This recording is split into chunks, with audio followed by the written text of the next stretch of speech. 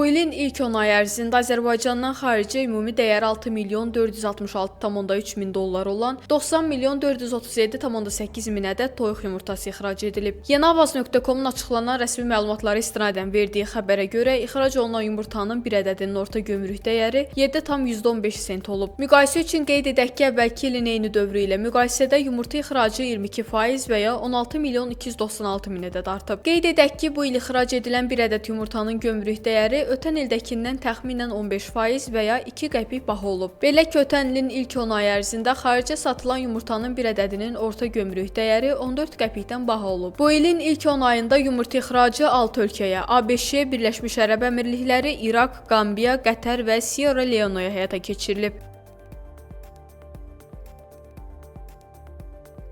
Xatırladaq ki, bu ilin noyabr ayında Azərbaycanın daxili bazarında bir ədəd toyuq yumurtasının pərakəndə satış qiyməti 19 qəpik təşkil edib. İlin əvvəli ilə müqayisədə daxili bazarda toyuq yumurtasının qiyməti 20%-ə yaxın bahalanıb.